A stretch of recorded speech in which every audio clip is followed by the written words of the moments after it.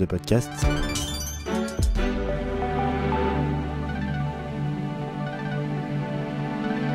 La matinale RCF, le grand invité. Dans les années 1960, en Amérique latine, un aumônier d'étudiants développe une pensée théologique innovante. Gustavo Gutiérrez est péruvien. Il souhaite remettre le plus pauvre au cœur de l'engagement des catholiques. À l'été 1968, ses travaux commencent à faire grand bruit, notamment parmi les évêques latino-américains, déjà imprégnés par l'esprit du Concile Vatican II, au point que les débats de la conférence épiscopale d'Amérique latine, réunie à Medellín en Colombie cet été-là, vont être très largement consacrés à cette théologie naissante. On l'appellera la théologie de la libération.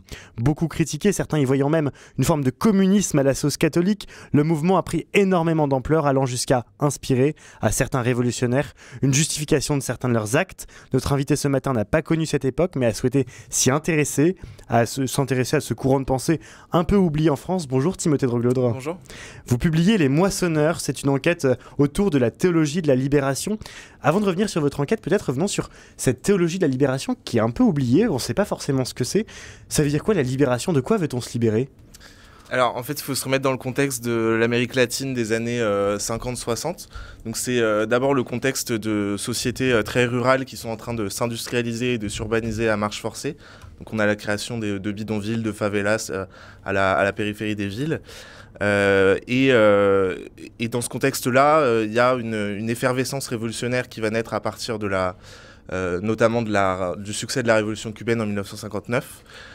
Qui va remettre en cause la pensée réformiste qui est assez écrasante au sein de la gauche latino-américaine à l'époque, et donc qui va ouvrir une option plus franchement anticapitaliste. Et à partir de là, des chrétiens vont s'engager aux côtés de militants marxistes ou autres dans les luttes sociales contre la pauvreté et contre les dictatures qui sont mises en place pour répondre à cette effervescence révolutionnaire. Mais comment est-ce qu'ils ont mis la théologie au cœur de leur action politique? Alors d'abord, c'est quelque chose d'assez spontané qui se passe au sein de la jeunesse catholique, des étudiants catholiques, des mouvements paysans, etc. Et donc c'est des formes d'intuition que le capitalisme est un système économique incompatible avec la foi, avec l'évangile et avec la tradition catholique. Et c'est seulement dans un second temps que des théologiens comme Gutiérrez ou d'autres vont formaliser ces intuitions-là en les systématisant, en puisant à la fois dans les références bibliques, dans la tradition catholique, mais aussi dans certaines sources marxistes, pour leur donner une vraie consistance. Et c'est là qu'on peut parler vraiment de la naissance en tout cas de la théologie de la libération en tant que pensée structurée. Et si on se remet dans le contexte de l'époque, on est en pleine guerre froide, il y a donc ces deux blocs communistes et américains qui se font face. Et parfois, comme c'est anticapitaliste, cette théologie a pu être assimilée à du communisme. Est-ce que vous pensez que le pape Saint Jean-Paul II, qui arrive un jour et qui gronde un prêtre en lui disant non, c'est pas bien, enfin qui punit quelque part cette théologie, est-ce qu'il avait raison ou est-ce que peut-être avait-il été mal informé? C'est en tout cas ce que vous laissez entendre dans le livre. Ouais, en fait, moi j'essaie de nuancer un petit peu la responsabilité de Jean-Paul II, sur qui on met beaucoup de choses dans la lutte contre la théologie de la libération.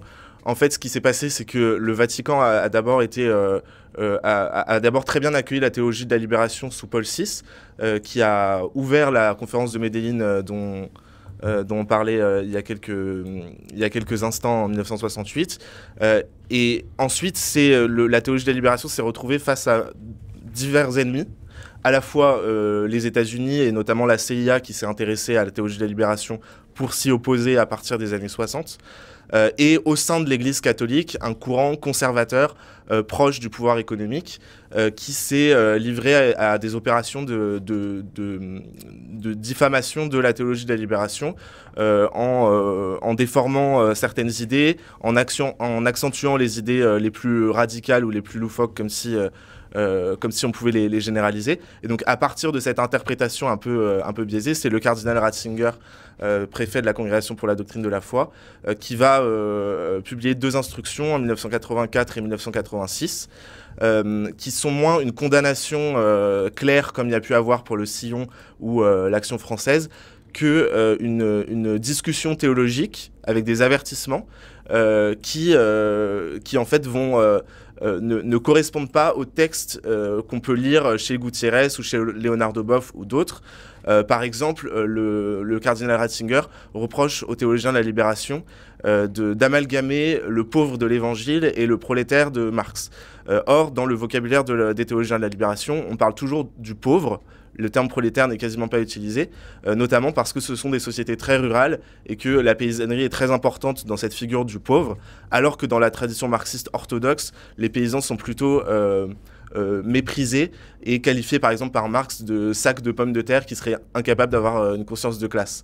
Donc la théologie de la libération a une approche, utilise certains outils marxistes pour analyser la réalité sociale, mais toujours avec une approche très critique et très distanciée du marxisme orthodoxe et à vocation scientifique des pays de l'Est. Ça c'est pour la théorie, mais pour la pratique, quel impact réel a eu cette théologie de la libération ? Alors ça a eu un impact énorme en fait dans à peu près tous les pays d'Amérique latine, mais ça a eu des conséquences beaucoup plus fortes dans certains pays.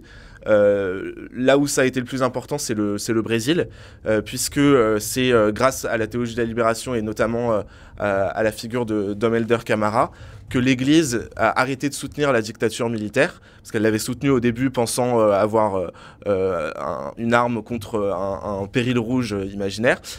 Et petit à petit, donc, l'Église catholique est devenue une force de résistance à la dictature, grâce à la mobilisation des étudiants catholiques, des dominicains, des communautés ecclésiales de base, qui sont des petits groupes de chrétiens qui lisent l'Évangile ensemble pour analyser la réalité sociale, et qui ont été vraiment la matière première, enfin le premier terrain d'expression de la théologie de la libération. Et ensuite, dans un second temps, vers la fin de la dictature, ces mêmes communautés ecclésiales de base, mais aussi des figures comme Frei Betto ou Leonardo Boff, ont eu une forte importance dans la naissance du Parti des travailleurs, qui a fini par mener Lula au pouvoir, donc Lula qui vient de redevenir président.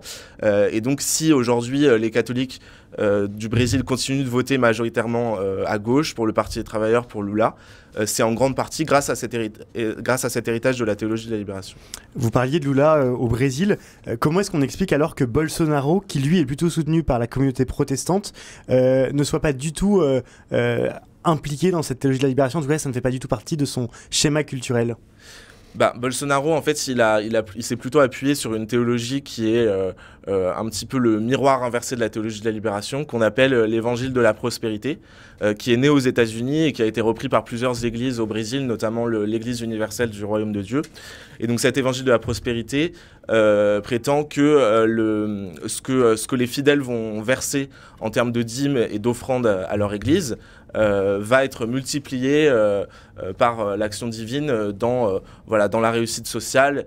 Et donc, en fait, par conséquent, c'est une théologie qui culpabilise énormément les pauvres, alors qu'ils sont très présents dans ces églises-là. Donc c'est une théologie qui vient appuyer l'idéologie ultralibérale. Et donc Bolsonaro s'est vraiment appuyé dessus. Il a utilisé beaucoup la notion de prospérité dans sa campagne de 2017. Lui-même est baptisé catholique, mais il s'est fait baptiser par un pasteur évangélique dans les eaux du Jourdain.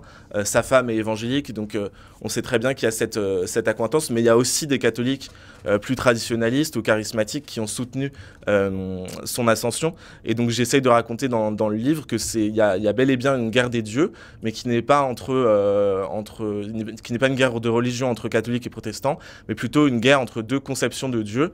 Un Dieu libérateur qui serait du côté des pauvres et des opprimés, et un Dieu qui demanderait des sacrifices sur l'autel du capital, qui est celui de Bolsonaro. Et vous racontez dans ce livre notamment cette scène un peu étonnante, je crois que c'est en France, où il y a une femme qui laisse les clés de son Audi sur l'autel parce que Dieu demande à ce qu'on dépose toute sa richesse. RCF, il est 8h19, nous sommes avec Timothée de Roglaudre qui publie Les Moissonneurs, un livre au cœur de la théologie de la libération. On parlait du Brésil, de l'Amérique latine, revenons en France. Comment ça se fait qu'en France on connaisse si peu cette théologie de la libération qui a pourtant beaucoup marqué le continent sud-américain?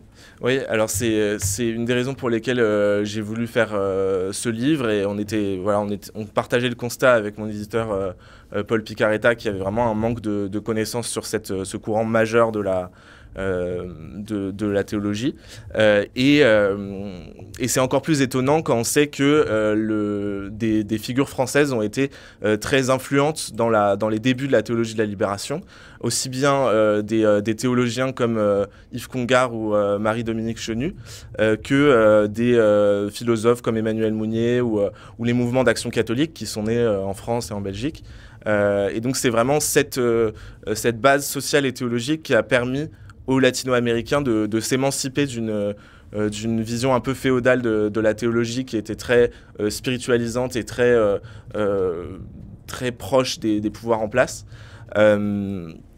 Et donc, dans les années 70, dans un mouvement un peu de balancier, la théologie de la libération a été reprise par certains groupes, par exemple le CCFD, le MRJC, Comité catholique contre la faim et pour le développement, et le MRJC, c'est le mouvement rural de jeunesse chrétienne.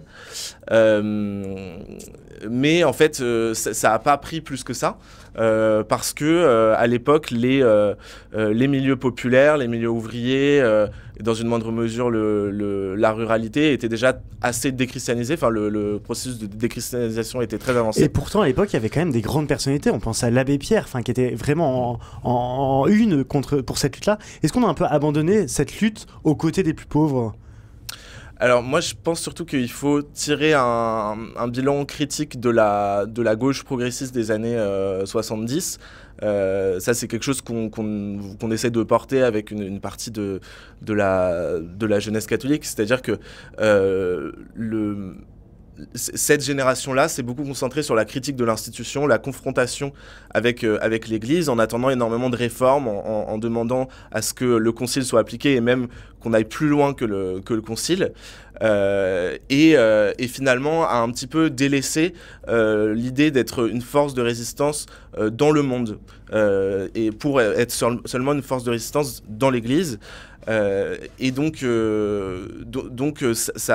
schéma n'est pas du tout le même que celui de la théologie de la libération, dont les principales figures sont restées quand même très fidèles à l'institution, sans être non plus complètement subordonnés, puisqu'il y a eu des gens qui ont été sanctionnés comme Léonard de Boff, mais il y a toujours eu une fidélité très forte au Vatican, avec l'idée que pour changer l'Église, il fallait en faire une église des pauvres, et que ça allait se passer dans ce sens-là, et pas en attendant qu'un concile Vatican III tombe du ciel, et voilà, enfin, ils ont compris qu'on pouvait faire des choses sans tout attendre de l'institution. Merci beaucoup Timothée de Roglaude. Vous publiez Les Moissonneurs au cœur de la théologie de la libération. C'est aux éditions de l'Escargot.